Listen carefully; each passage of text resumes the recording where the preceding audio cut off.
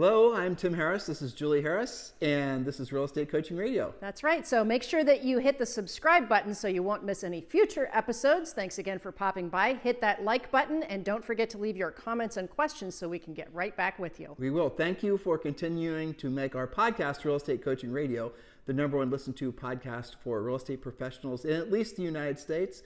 And let us know what you think about this video. Leave your comments below. Thank you.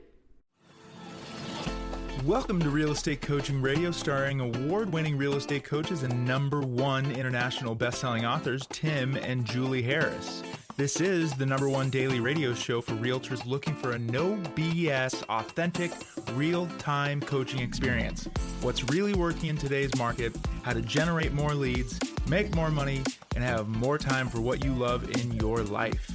And now your hosts, Tim and Julie Harris. We are back, and we are picking up where we left off yesterday, and today is point number 12. And what we're focusing in on is there going to be a housing crash, a housing correction? Is there going to be any sort of housing apocalypse? And we've already covered the first 11 points for all of you, so make sure you go back and listen or view all of those previous points. And if you're over on YouTube, please do remember to like and subscribe. Help us build the YouTube channel. We certainly appreciate all the support you guys have given to this podcast. And we love the fact that so many of you are so appreciative of the fact that we are really drilling down, focusing on things that are going to put you in a position of confidence. Because remember, knowledge equals confidence, ignorance equals fear. And we are we never were what I'd call fluff merchants to begin with, no. But we're definitely not doing anything to do with fluff or talking about anything that's not going to be directly relating to you helping somebody and making money. That is what our 100% focus really always has been, and I'm loving the fact that so many of you are now more appreciative than you ever have been that Julie and I have never meandered off into the fluffy realms of the real estate world. So we are going to pick up on point number 12. Julie? Point number 12, buyers will continue to want to buy instead of rent. It is the American dream after all. And Redfin reports that nationally listed rents for apartments rose 15% so far over last year. The median rental list price is now over $2,000 per month. And again, this was updated as of like 3 days ago. In Austin, Seattle, and Cincinnati, rents are up more than 30% year over year. That's interesting because that pretty much spans the country, right, with those three samples. More than 30% year over year. In Los Angeles, the median asking rent is $3,400 per month. And even in Nashville, it's over $2,100 per month, which is also up 32% year over year. Now, the Mortgage Bankers Association reports that the average mortgage payment through April 2022, which is their latest update, was $1,889 per month. So even though they're fairly similar, even with the higher rates, the average mortgage payment is less than the average rent payment, and we know that rents are continuing to escalate. And remember, what this podcast, with this series this week is focusing on, these 5 shows, is why we don't think there will be a housing crash. While there might be some regionalized housing plight, I would say, for the most part, you're not going to be experiencing any kind of meaningful housing crash or housing correction. And I know that is in many ways flying in the face of what you are being led to believe or being told to believe in the marketplace. So these are the facts. Again, I'm always going to say this for this week, is knowledge equals confidence, ignorance equals fear. And I want you to drill down on the point Julie just made. And just think about it from a logical perspective. If a rental, even with interest rates where they are now, if someone can buy a house and have their payment be less than what the equivalent rent would be on the same house by a really huge margin, based on what Julie said, it could be, you heard what she said, in some cases it's going to be as much as 50%. Why, if they could, would anyone choose to rent over buying? So people would argue, and I've seen agents trying to make this argument, well, why would they pay such a high interest rate? Well, when you pay rent, you're paying 100% interest, basically. You're not building equity. Well, you're still paying interest. You're just paying interest on the landlord's mortgage. That's right. Yeah. So that's not a great argument. And we bring this up for all of you who are hearing from your potential buyers, well, I want to wait. I don't want to pay that higher interest rate. I'll just keep renting. We're giving you your talking points so that you can get into action. What's scary and confusing for everybody, including your humble podcast host, is the fact that this inflationary thing that we're all going through is completely new in the way it's manifesting. It's completely new outside of maybe some historical examples from Germany, or you could argue some other, countries. But for the most part in the United States, we've never experienced something like this before. And again, Julie and I are absolutely not going to scratch any political itches with regards to these statements. We're just, noting facts. So it's understandable that this is a confusing time. It's understandable that you're expecting prices to fall again. It's understandable, perfectly logical, that you would expect there to be a housing bubble that's going to pop and prices are going to, fall back as they did back in 07 through 09. Maybe that's your expectation, but it's not going to happen for all the reasons that we're stating. And furthermore, here's the thing that's really confusing, mind-boggling, frustrating. Are you ready for this? Prices are going to be more expensive next year, not just on real estate, but on everything that you buy. So if you can lock in right now, and I know interest rates are probably going to scratch 6% here soon, but if you can lock in a 6% 30-year fixed rate mortgage, and that payment is, 50% or maybe only 30% than what an equivalent rent payment would be, what are you getting out of that bargain? Yes, you're paying more than you would have a year ago. Who cares? You're still paying marketably less than you'd be paying in rent. And Julie's about to share with you guys some interesting points in point number 14 here. You're going to have some appreciation in the property. So if you can pay 6%, let's say, for example, I'm going to go back just so I can really drill down on this. Let's say your mortgage payment is $1,889 a month. This is Julie's, for example, April 2022, right? Now let's say maybe it's $2,000. Let's just keep the math easy for all of us. None of us were that great at math, otherwise we wouldn't have gotten real estate licenses. Let's just be honest, right? All right, so it's $2,000 a month is what your mortgage payment's going to be. But let's say, and that's on a $400,000 house. So you're going to pay $2,000 times, and again, I'm just oversimplifying, but just to make a point, you're going to pay $24,000 for that house in the next 12 months. Well, if that house increases in value and it's $400,000 by 10%, let's say, or even 5%, 400,000 times 5% is $20,000.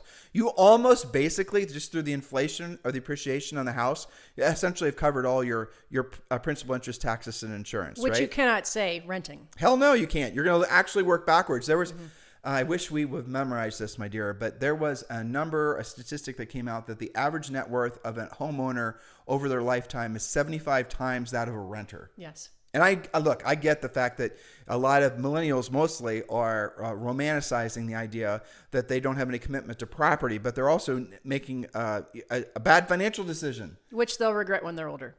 100%. And if you don't, I don't want to buy a house in Dallas because I don't know how long I'm going to be here. Buy the house in Dallas, rent the house in Dallas out, and then move to wherever you're going to move next. Don't think that a house is some kind of anchor. It's not. It's an asset. Or sell it in 2 or 3 years and make your money. You guys get the point? Point number 13, Julie. Okay, point number 13, the national unemployment rate is at a historic low of 3.6%. When you have a job, you pay your mortgage, especially when it's an appreciating asset with a fixed payment, as Tim just demonstrated. Now, to demonstrate that this time is not just like last time, in 2009, unemployment peaked at almost 10%. It was 9.9% at the actual peak of unemployment. Now let's go down the worst case rabbit hole. Yes. Now, Julie and I are optimists by the way we live life, but we're pessimists in the way we basically make business decisions. And we talked about that the other day because we're always trying to place hedges, or essentially a hedge is like an insurance policy against us being overly optimistic. That's right. I mean, that's what we do. And this is what this last point was. All right, so let's talk about that. If there is, here's your worst case scenario, if there is a really bad recession that results in a huge drop off in consumer consumption, which drops off in a huge decrease in businesses making money, and that results in them laying off a bunch of people. Okay, now we're in a big recession with high interest rates, and we are dealing with a lot of unemployment. Hey, welcome back to 1981. All right, now in scenarios like that, you could have a situation where obviously there's going to be fewer buyers that can buy. There's going to be less demand because people obviously aren't in the position to purchase a house. We could have a complete scenario where it's basically worst case scenarios. All the gloom and doom comes home to roost. It could happen, but guess what? The average homeowner right now has about $200,000 in equity in their home. So they've got plenty of runway to sell the house if they had to. In other words, no distressed real estate. But I'll even go as far as to say this. And I know this is controversial, and I understand why, because frankly, Julie and I, I'm going to say, if I was about to say something that might sound political, so I'm not going to do it. But I will say this. If there were even a regionalized increase in distressed homeowners, do any of you believe that the government, whether it's a Republican or a Democrat, would not have some kind of program in place to make it so people could have forbearances on those mortgages? Do you really believe that there will ever be any impetus in the country again to allow people to wholesale lose their houses? The answer is no. And if you want proof, just like how they handled COVID, right? There was an immediate rollout of a plan to put everyone on a forbearance. You could just say I was affected by COVID and boom, you have to make no payment for 12 months. And we talked about that the other day. That is going to be the roadmap for any kind of future slowdown or any kind of people facing unemployment. I promise you guys, this is what makes sense. What do we think about it personally? Who cares? It doesn't matter. That is what's going to happen. So don't be positioning yourself to think that there's going to be big regionalized houses going on sale. There might be some localized distressed real estate. That always happens. There'll always be little things that you can pick up. Houses that are inherited that are essentially need a ton of work and someone wants to get rid of it really fast. Those types of things will happen. But if someone faces a job loss, the new way that people are going to behave is they're going to call up the mortgage company. They're going to say, I can't make my payment. The mortgage company is going to say, we're going to send you one form. You're going to put it in forbearance. Let us know in 6 months whether you're able to pick the job up. Missed payments are going to go on to the unpaid balance of the loan. And even what they did, which is really interesting, after a lot of these houses were coming off forbearance after COVID, some of the banks were not only just saying, okay, you're forbearance, do you want to extend it? No. Okay. Well, by the way, would you like to go into a more advantageous mortgage? We've already set it up for you if you'd like to just basically fill out these forms and we can put you. So the banks realized that they could make some money doing refinances at the same time, but it did lower people's payments. That is going to be the pathway forward. And it's really important that all of us understand that there's not going to be, and no reason to believe that there's going to be any precipitous drop. And look, you guys can say, well, what does that have to do with the Fed printing money and the GDP or the essentially national debt? National debt's at $30 trillion. And I don't really think that arguing that people are overly sensitive to what the national debt is even remotely relevant anymore. Okay, it just is what it is. It's not your primary thought. And besides, you're a real estate practitioner. All of us are fake economists. I can't even say economists. Thank you. Right? Proving the point. Proving the point. Okay. No, but here's the thing. Here's what I think was really interesting about that coming out of COVID. Before COVID, it was pretty speculative whether we would have any changes to, if there's a whole bunch of inventory and prices start to depreciate and people lose their jobs. It was speculative. We could say, well, nobody wants to go through another housing crash again. But what was cool about how they handled COVID was how quickly those forbearances became rolled out. I mean, it was not 2021. It was during 2020, fairly early on in the pandemic. It was very proactive. And one of my thoughts about that as I was doing this research was what you said. The banks would reach out to their clients as they were coming out of forbearance and say, hey, you know what? Are you back on your feet? Would you like another 90 days? Would you like another 6 months? It became almost like a mortgage company's client retention plan to reach out and say, you know what? We will work with you. And that is absolutely the opposite of the last housing crash, where nobody literally knew what to do. The banks didn't know what to do. The government didn't know what to do. Realtors, mortgage bankers, buyers and sellers didn't know what to do. So it's not like that time. We could pile on this point for hours. I know. But just think about this one, for example. What percent of the mortgages, and you probably have this in your notes. I might. What percent of all the mortgages out there are less than 3.5%? Look, I'm going to tell you this, guys. Listen to what I'm saying. A lot, right? A vast majority. Yeah. And your first point was like only less than 10% are adjustable, right? Mm-hmm. Right? So listen, guys. Please listen to your coach if you're in Premier Coaching already, or your future coach because you're going to join today. Listen. If you have a 30-year fixed rate mortgage that's really 4% or less, or especially those of you that are blessed with 3% or less mortgages, never pay it off. And never sell it. That is free money. When the inflation rate, if you believe it's 9.1%, is at 9.1%, and your mortgage is at 3%, you're being effectively paid to borrow the money to buy that house. Do not sell that house ever. That will absolutely turn out to be one of your best investments. Well, even at 5 or 6%, the math still works. 100%. Yeah. And so these are all, by the way, Premier Coaching. Yes, many of you, hundreds of you in the past couple of months have joined Premier Coaching since we retooled the program because of this new market, this new economy that we're all sort of begrudgingly going into, right? Mm-hmm. So if all of you, and all of you should, want to join Premier Coaching, please feel free right now to text the word Premier to 47372. Text the word Premier to 47372. And when you do, guys, you can join Premier Coaching 100% free. It takes about 22 seconds to join. And Premier Coaching is perhaps the nation's #1 real estate coaching program, from what I've been told. And this does include a daily semi-private coaching call. So if you're looking for a very clear what to do next, what actions to take, if you're looking for 100% clarity on what you're going to do to push quickly through the malaise that is becoming the real estate market, to know how to get to what essentially is going to be the next boom in the real estate market, if you want to know how to go from here to there, that is what we made Premier Coaching to be for all of you. Text the word Premier to 47372. Text the word Premier to 47372. Or, of course, you can just go to members.timandjulieharris.com. Members.timandjulieharris.com. There's no excuse for the tens of thousands of you listening right now not to join Premier Coaching. There's no strings attached. You get instant access. You can join the daily semi-private coaching calls immediately. You get all the scripts, the objection handlers. You get everything that you need. Text the word Premier to 47372. Text the word Premier to 47372. Message and data rates may apply if you're texting. Point number 14. Point number 14. Let's talk about inventory. According to the National Association of Realtors, inventory is currently up by 12.6%. This is as of like 3 days ago. Correct.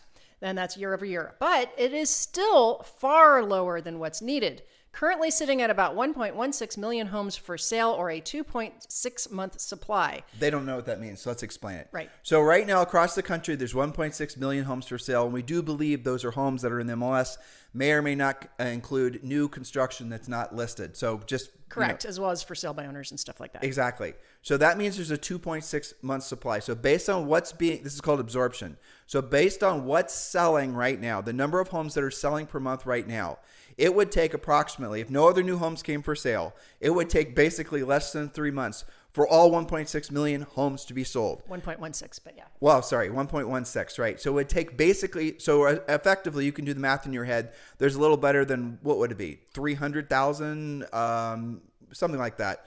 A little better than that are being sold per month. So if no other new homes came for sale, all of a sudden no homes come for sale, the new listing's completely gone. 3 months from now, effectively, there's no homes for sale. That is not a problem for the real estate market. And I know some of you're like, holy crap, it didn't take, I had to have the house for sale for more than, 6 hours. Listen to me, folks, 90 days, 2.6 months supply. That's incredible, because that does give the buyers a fighting chance of getting a house. That does create optimism in the market, because the sellers that are fence sitting thinking they won't be able to get a house are now realizing more homes for them to choose from. This starts to create more market velocity. You want more inventory. This is a blessing, not a curse. For those of you who think it's a curse, you need to get skilled up so you realize you just need to know how to have relationships with your buyers and sellers that last more than 14 minutes. And it's extremely exciting for powerful listing agents. Why? Because you can build your listing inventory personally. Why do you want to do that? Why would you want to have a relationship with a seller for more than 6 seconds, right? It's because your listings generate leads for you. And this is something that many listing agents were frustrated by. When you used to put a listing on the market on Thursday, then you'd show it on Saturday, and you'd consider your offers on Sunday and accept by Monday. You didn't have time to generate the way you can now. They weren't even putting signs in the yard. They weren't even making home brochures. There's honestly, guys, most of you, I would say 98% of you, you don't know what you don't know, and we're trying to be as polite and as less confrontational. We don't want to be overly confrontational to try to help you self-diagnose what you don't know. But I know what's going to happen with most of you. Most of you you're going to discover on the job what you don't know, and that's going to cost you money. So you're signing yourself up for some very, very expensive lessons. In other words, you're going to go to a listing appointment for somebody you thought was going to be a layup, center of influence, past client type. You're not going to take the listing. They're going to list with somebody that they didn't know, but was more professional, who essentially maybe was even our coaching client. You're not going to get the listing. They're going to get the listing. You just lost, say, $12,000. That is a very expensive lesson. I wonder how many of you are going to wait until you suffer needlessly before you start taking seriously the fact that you need a new skill set for this market. I know what the answer is. It's the vast majority of you. That's the experience you're going to have. And what is that going to result in? How many deals are you going to lose? How many opportunities are you going to lose? Julie just said it. You take one listing in a marketplace like this, you're going to create multiple transactions. Spend all your best energies, and I don't care how old you are, maybe 2 or 3 hours a day. You've got really great energy, really great focus. If you're lucky, it's 2 or 3 hours a day. Don't spend that time making a TikTok video. Spend that time focusing on how to become a powerful, proactive lead generator, and spend that time effectively becoming a powerful listing agent. Everything else should not even be considered in a market like this. Focus on what's going to put you in a position to make the most money and help the most people. That's bad linguistically, but you get the point. As fast as possible. Yeah, well, so here's the other thing that has already hit the fan is that some of the agents that, to your point, they don't know what they don't know. They have taken the listing. Okay, so you were talking about not getting it when you're competing, but what if you did take the listing, you overpromised, now you're under delivering, the house hasn't sold in 2 weeks, you're freaking out, the seller's freaking out. This is what causes temporarily off the market. Withdrawals, you lose the listing, you get fired. That's what's going to happen. The seller's going to be at Starbucks in line. They're going to talk to their know-it-all neighbor who used to have a real estate license. They're going to ask them about, the seller is going to be, breathing hopium, thinking the market was like it was 6 months ago. The other, former agent or whatever, you guys get the idea. Somebody whispering in their ear is going to cast aspersions on the fact that the house hasn't sold already. And the next thing the seller is going to do when they sit down and drink their double latte, espresso, whatever the hell it is, they're going to text you and tell you that you are fired. That is what's going to happen to so many of you because of the fact that you don't know what you don't know. That's the reason that coaching and training is the next natural step for all of you, especially because of a market like this. Don't wait to fail. How are you going to feel failing? Terrible. And that's going to be something that might take you weeks, if not months, to get over.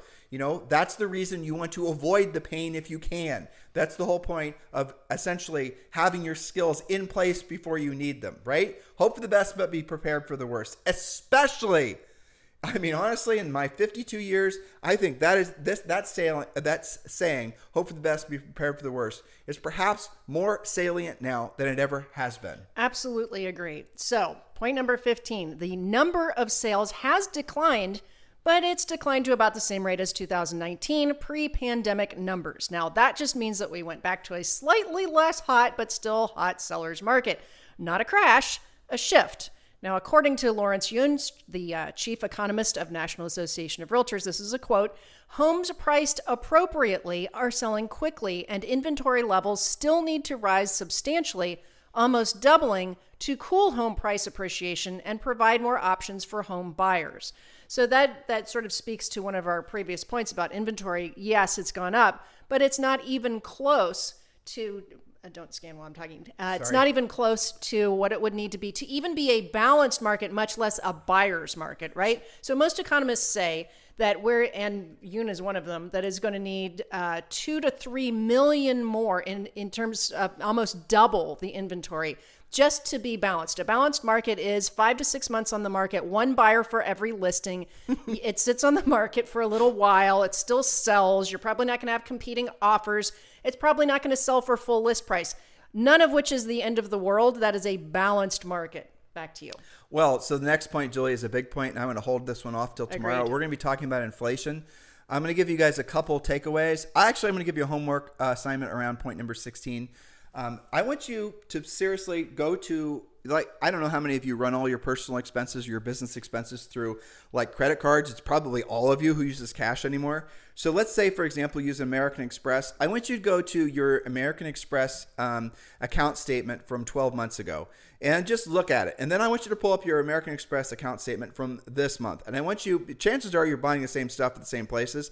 I want you then to look to see how much more you're spending on staples. Staple would be, eggs and butter and toilet paper, then gas, then everything else. And what you're going to find, essentially, even more so in California, in markets that are have more expenses just inbred into their gas prices in California are always higher because there's a lot of extra taxes on gas in California, for example. But I want you to actually do the math and figure out what your personal rate of inflation is. I've done this with a whole bunch of people, let's say, and every single person, we had this conversation with our neighbors, our friends. I've done it online with some of you guys. Every single person, the rate of inflation is around 20%. 18%, 20%. Somebody was in New York City. It was 23%. So what that means is their money over the last 12 months has depreciated by 20%. Their buying power, putting it in a different way. And I know this is such a screwed up concept to try to wrap your brain around. But what cost $1 last year now costs $1.20. But it's even worse because what you're getting for your $1.20 is actually less than what you're getting last year. So last year, and Julie, we did a podcast on this, companies have been doing everything in their power. Don't believe the Marxists that are in the, that was political. Sorry. Slipped. Yeah. But don't believe the politicians that are trying to get you to believe that the inflation is caused by the producers. It's a lie. So what the producers have been trying to do is not raise prices, but they've gone to the extent that in order for them to maintain their margins, to make any profit whatsoever, they've now had to reduce the quantity of what they sell. So you buy a bag of potato chips, and in a year ago, there were more potato chips in there. It's called shrinkflation. Yeah, shrinkflation. That is what's happened. That's the first phase. Those were the producers, the retailers, the people making stuff. They were trying to not pass inflation on to the economy. And that is, for the most part, where most retailers or producers are still at in the cycle. They have yet to push their inflated costs of producing things for all of us off to consumers in the form of inflation. That's going to change, because now, as everyone is hoping and praying that the inflation was just going to be transitory. By the way, yesterday marked the first time that the government said inflation was transitory. Did you know that? So it's a 12-month anniversary of calling this inflation transitory. It's not transitory. This is a long-term year, perhaps 3 to 5 year. In 1971, 1981, the last bout of inflation that was similar lasted 10 years. Could it be 10 years this time? Why wouldn't it be? Well, you're seeing it even in things like utility bills, right? Totally. So, for example, especially in Texas and California and out west, where they've already been suffering from, if you take the availability of electricity, not only it, and you want to make sure that you open those utility bills that are just like a flyer. Guess what those flyers are saying? By the way, our costs have gone up, so your costs are going up. So we're just letting you know that you're going to be paying about 10% more. And by the way, we're also going to be doing rolling blackouts. So don't be surprised if you don't have power 2 or 3 times a week for 2 or 3 hours at a time, because we're trying to conserve energy. There was a survey done. I didn't tell you about this. I got this from the All In podcast. It was so awesome. There was a survey that was done by, let's just say, I think it was 300 CEOs. In order to be invited to this conference, your company had to be doing, it was like high bars, right? It wasn't just, Bob, the guy who cuts your grass, calls himself a CEO and he gets to go. So not this, let's just say that. Just to get invited to this thing was a high bar. Just to be accepted and get an actual invitation to get your seat in this thing, it was a high bar. Now, so they were all surveyed. I think the number was 300. And the question was, and these were CEOs of all different types of companies, are you making any cutbacks? And virtually all of them said no. And virtually all of them said that they're going to try to build and be more aggressive and be more opportunistic because of this market. Well, now that sounds great. That's a bunch of people thinking like, well, you're being opportunistic. You're going to, when there's blood on the streets, buy real estate. When Warren Buffett, when people are greedy, be fearful. When they're fearful, be greedy, right? All that. I get it. But here's the reality of it.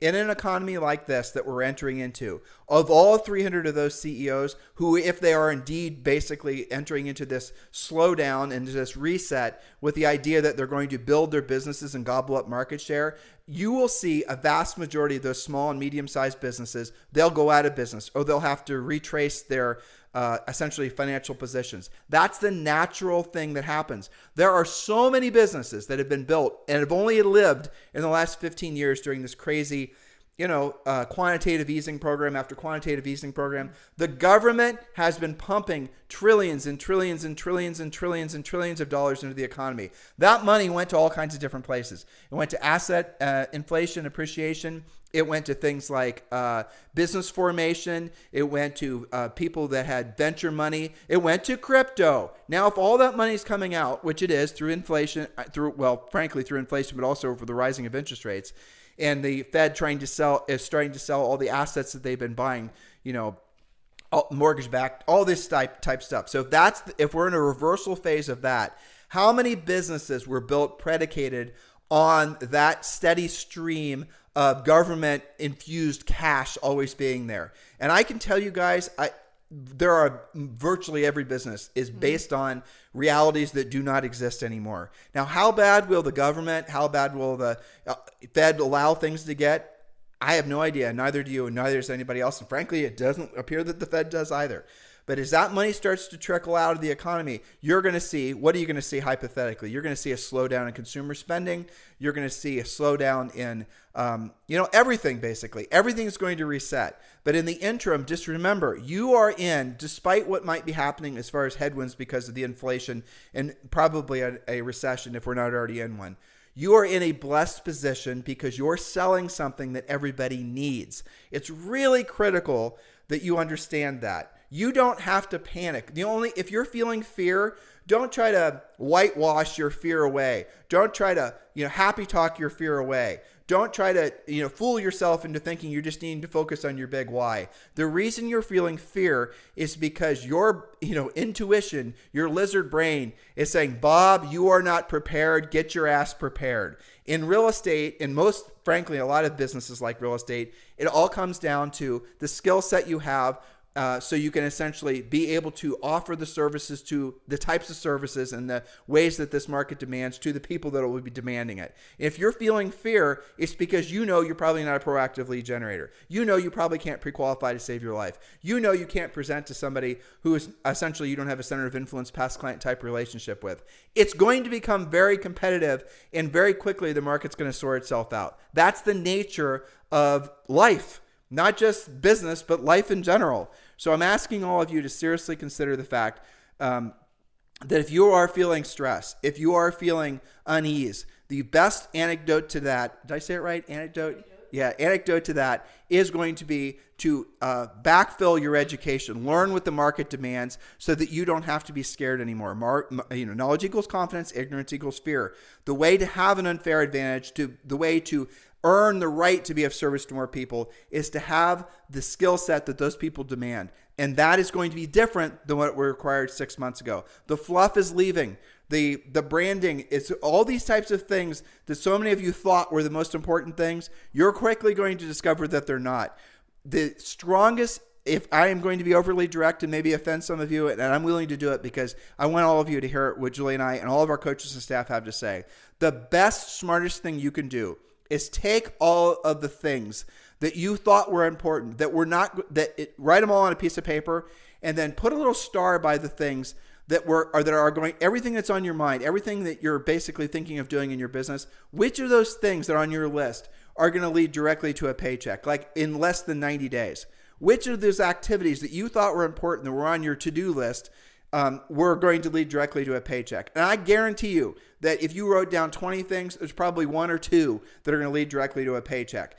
All the other things on your list, you need to seriously think about putting on the back burner of completely forgetting about. Those are luxury expenses. Those are luxury things. Your branding, your marketing, all of that other stuff. Those are the types of things that are going to take too long to work in any market, but especially a market like this. And unless you have very, very deep pockets, you're going to run out of money and you're going to be experiencing hardship. And guess what? There's 6 months left this year. So you're going to be essentially experiencing hardship in your business at the same time the economy is getting worse, at the same time inflation is getting worse over the holidays. That sounds wonderful, doesn't it? So my strongest of encouragements to all of you, and I know that some of you are going to say, I don't like, they're coming off too pessimistic. They're not, rah, rah, rah. We're not, because we know what's coming and we're not going to lie to you. We're going to expect all of you to have the emotional maturity to deal with reality and not happy talk yourself into oblivion. That's what we're hoping all of you accept.